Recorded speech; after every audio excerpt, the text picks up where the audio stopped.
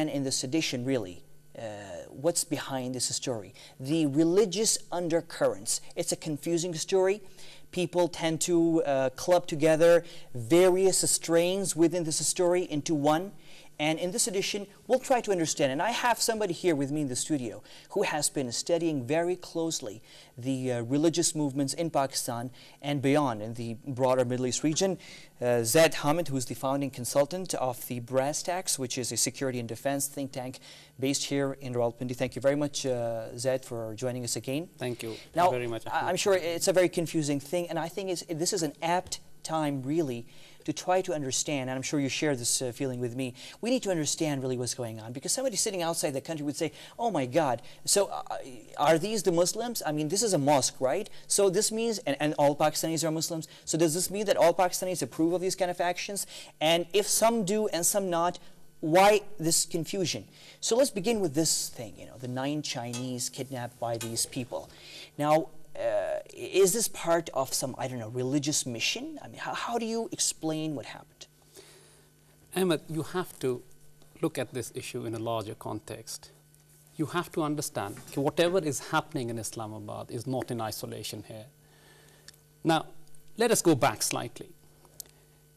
You must be knowing that for quite some time, for the last couple of years particularly, Chinese are being targeted in this entire region in various places.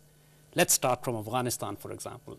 Kunduz is an area which is controlled by Northern Alliance. They are allied with the Americans, they're allied with the Karzai government, obviously there. Chinese were killed in Kunduz as well. And these were engineers? These were engineers working.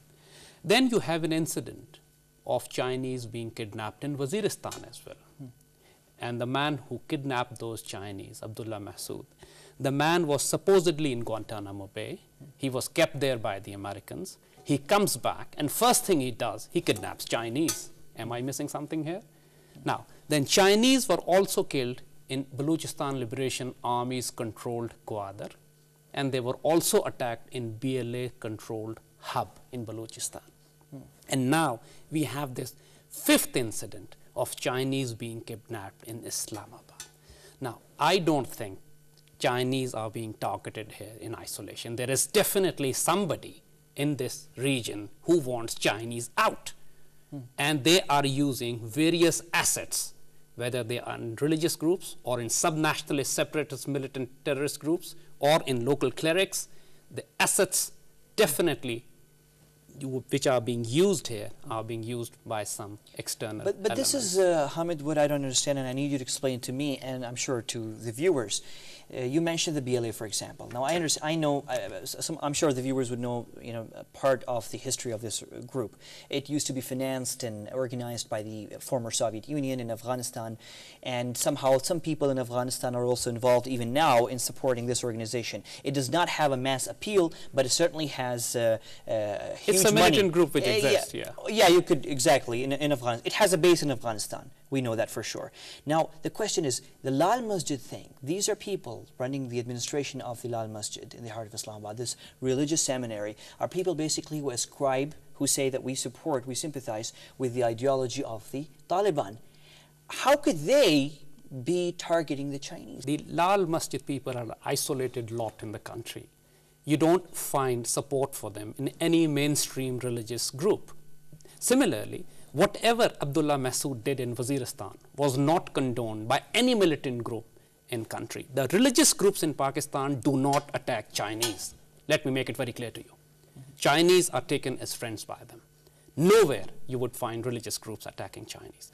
And so a man who was supposedly in Guantanamo Bay, he comes back and kidnaps and kills Chinese, then definitely he is not working for the mainstream religious groups here. Religious groups here are also penetrated. It's just like the sub-nationalist groups who are being used by the foreign powers.